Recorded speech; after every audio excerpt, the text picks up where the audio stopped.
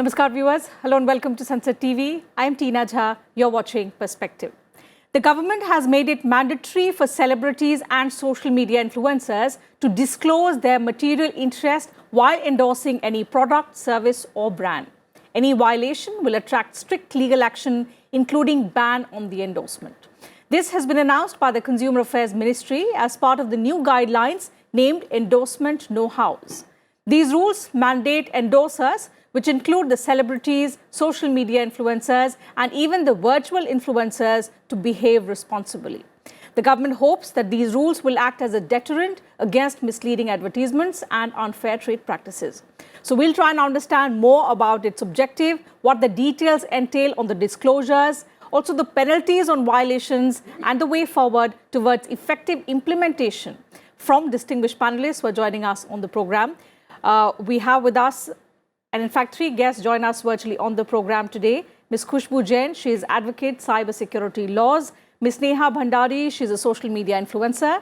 And Mr. Brijesh Singh, Additional Director General of Police, the Government of Maharashtra. Thank you to all my guests for joining me on the program today.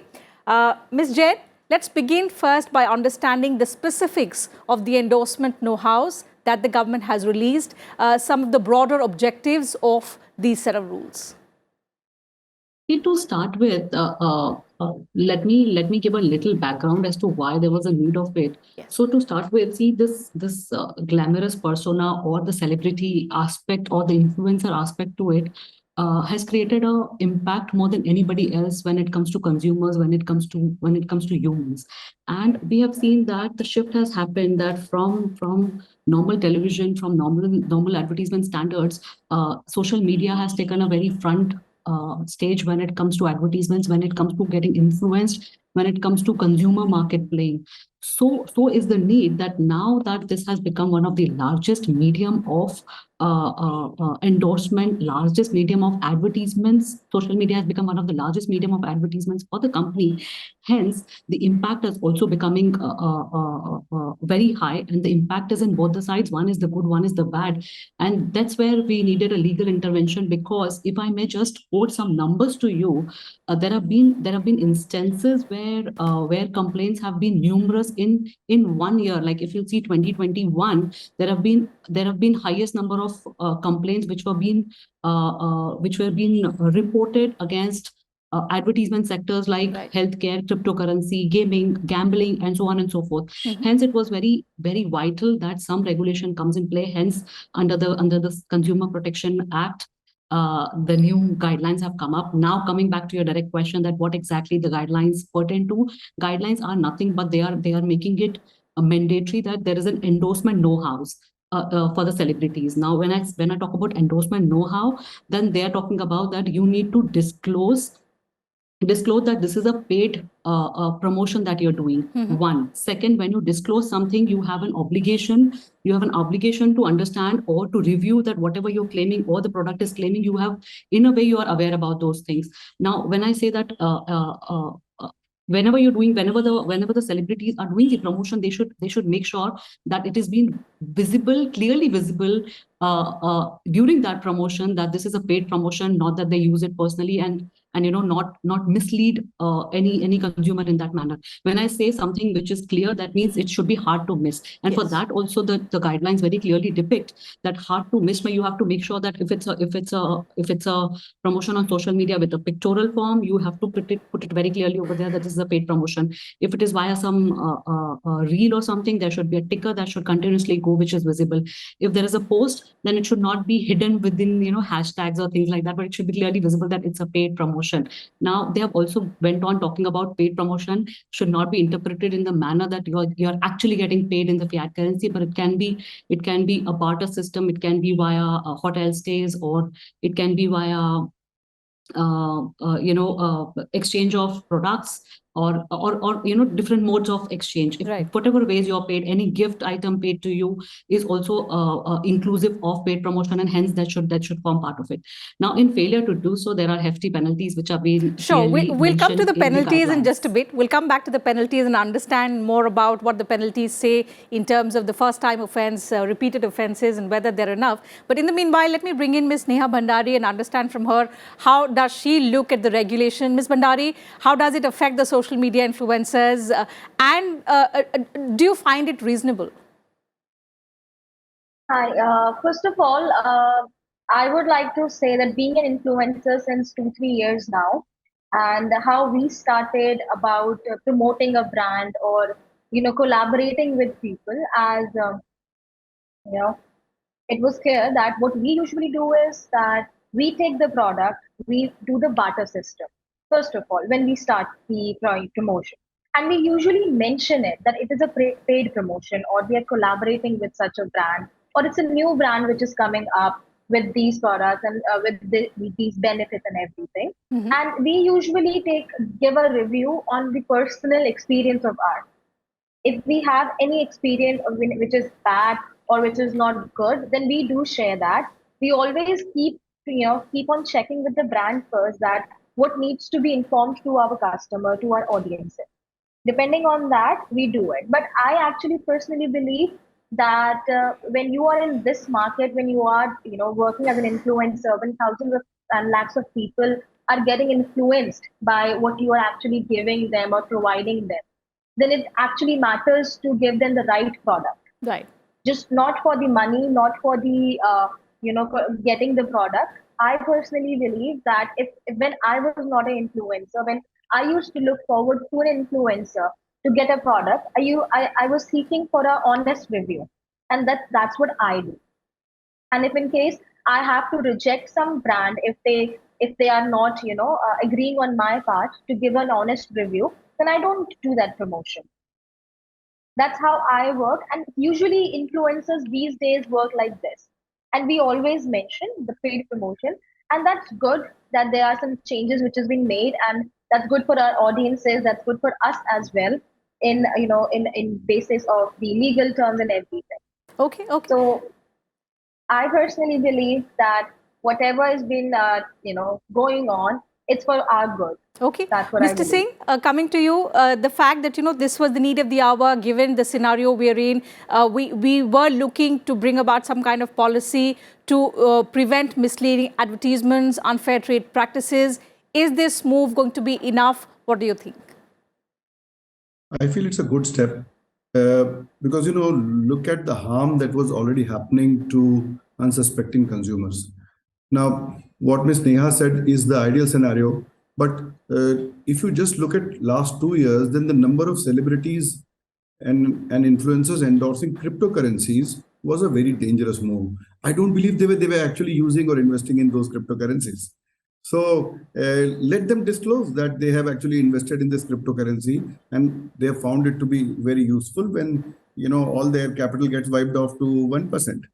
So are they also telling when they are suffering losses? So it's not an honest approach with a due diligence, and that is why these rules were needed. One. Second is that in various cases where there have been real estate endorsements or endorsements of pharma products or sports products, then it affects consumer behavior. Yes. There have been several cases in Delhi also where people rushed to buy flats, which turned out to be dubious, and their purchase behavior was affected due to celebrities or influencers. Conversely, actually, a semblance of order in this space also protects the influencers and celebrities, because then it gives them clear means of understanding what they are endorsing, and also understanding that what consequence their actions have. So I believe that it's a step in the right direction, and this would lead to protection of the consumer. However, the proof of the pudding lies in how it is implemented. Because if you look at this, there were similar guidelines issued by the Advertising Standards Council of India, and they have been in existence for 3-4 years. Now, the very fact that Center had to step in over a self-regulating body and issue these guidelines means that there was a need to do so, and there was harm happening to consumers because of celebrity endorsements. So it's the right step. How efficient it is would lie in the implementation. that's the million-dollar question, which I want to take across to Ms. Khushbu Jain. There have been several policies that we discuss. It's a welcome step, but then the proof of the pudding, as Mr. Singh suggested, lies in the implementation. How well or how effectively we implement it is what is going to make a difference. So towards implementation, the biggest question is, how is the government going to ensure that there are no violations? How are we going to check violations? Will there be an enforcement authority, or will the government act only when somebody has pointed it out or there are complaints? How will we proceed? As of now, the situation comes is that one is the complaint. Till now, when there were absence of rules per se, you never had an option that where to complain, how to complain, and what has to be done, what is legal, what is illegal. As rightly said by Mr. Singh also, that it is not just for the consumers, but also for the influencers, that they should understand what they are entering into and what are the guidelines or parameters that defines their profession on internet. So I think with today's scenario, you may complain at the forum one. The second, the forum can also has an option of going suo moto. So once they have a knowledge about something which is happening, they may act suo moto against the particular influencer, the particular agency, and particular advertiser. So that's the scenario today. We have it. Coming back to the part of enforcement, yes, that's the key which we have to see. But enforcement, I think we do need people, we do need dedicated, apart from self-regulatory, we need a dedicated wing which can keep on checking itself, whether you're complying or not complying with it. Or there can be a scenario, maybe not now, but maybe in the future, there can be a scenario which can come up that before coming or before registering, before advertising, you might register yourself that you're coming over here. Because today we are talking about virtual world. When you talk about social media, let me give you an example. There are advertisers which are not even in your country. The payments are made, influencers are sitting here.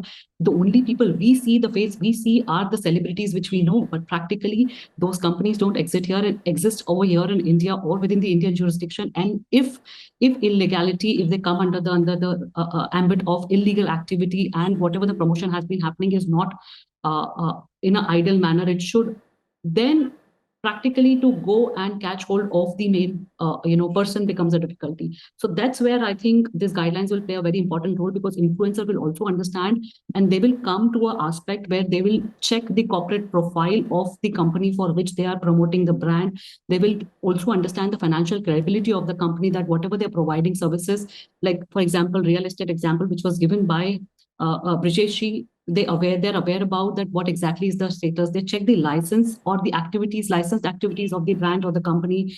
They also understand or look into the company's policy which are in place or they are not in place, whether they are registered entity, not registered entity, or whatever they are endorsing, whether the trademark belong to them. Because there are also instances where you're practically endorsing, but they really do not own the trademark of that. But because you're a celebrity, you have influence, it starts working, and a real harm happens to the actual trademark owner.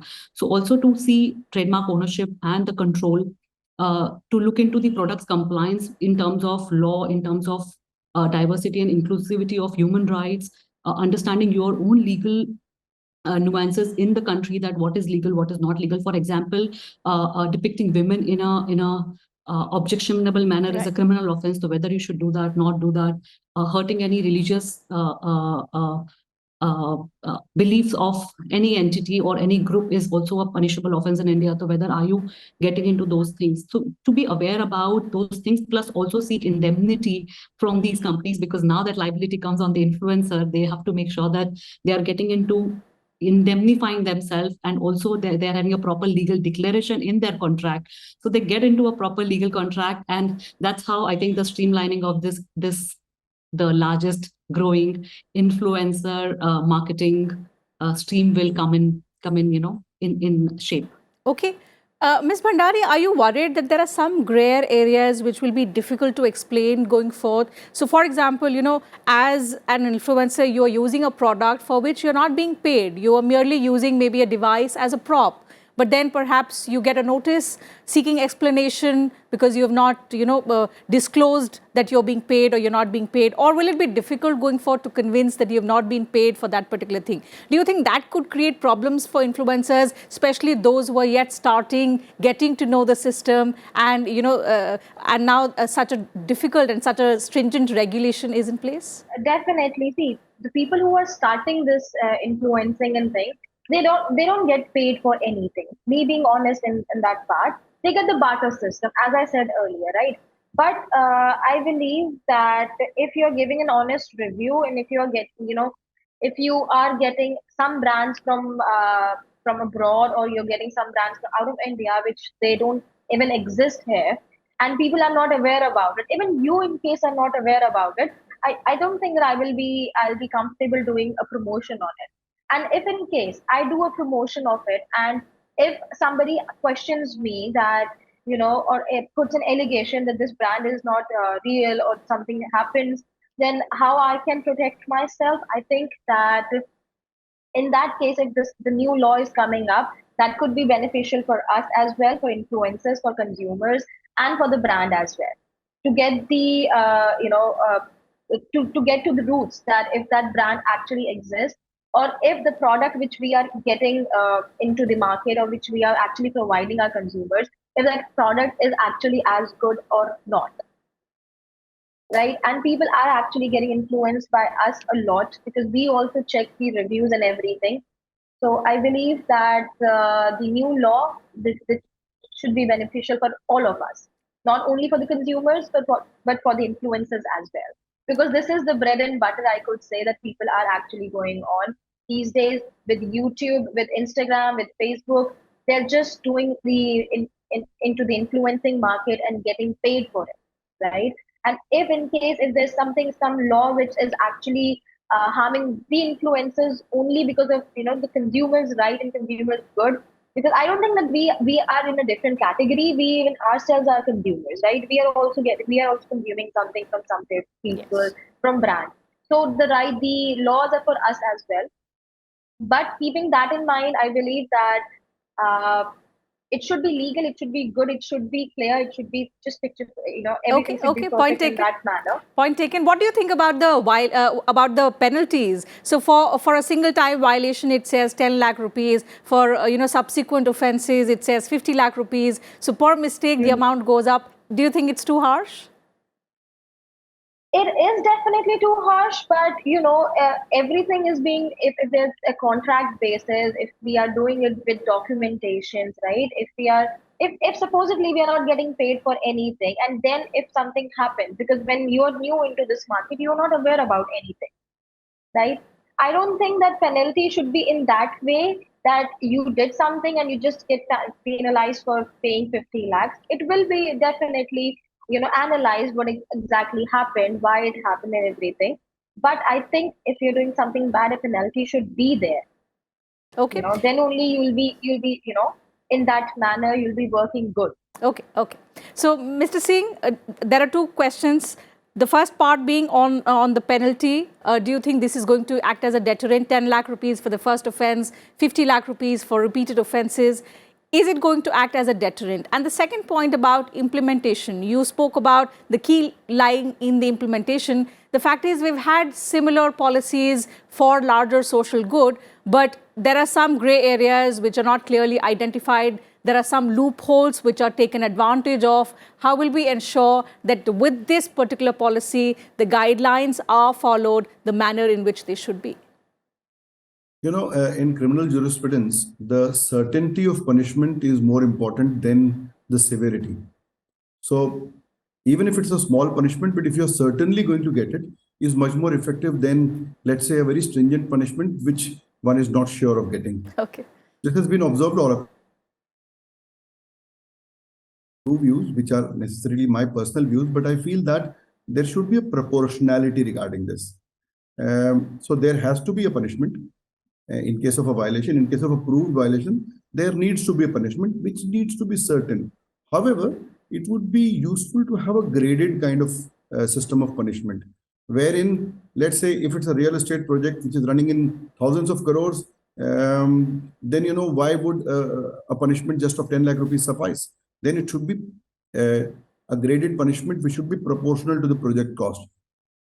On the other hand, if it's a small social media celebrity who is running bread and butter with endorsements, then that would be actually very severe to that person. So based on facts and circumstances, there has to be a proportionality related to the harm, related to the project size, related to the particular scope of that advertisement or the kind of harm that has been perpetrated. On the implementation mechanism, I think a welcome step that has been taken is to establish the Central Consumer Protection Authority, which was established in 2020. It has been given very clear powers to investigate, to refund, to fine, to call back, and it has been given sufficient teeth to implement whatever consumer protection guidelines are there. Also, one of the duties of this authority is to spread consumer awareness. So I think a lot of gray areas around this, around endorsements, would get cleared when there is consumer awareness. And I think awareness should also extend to influencers. And the first step regarding this is these guidelines. These guidelines are quite clear.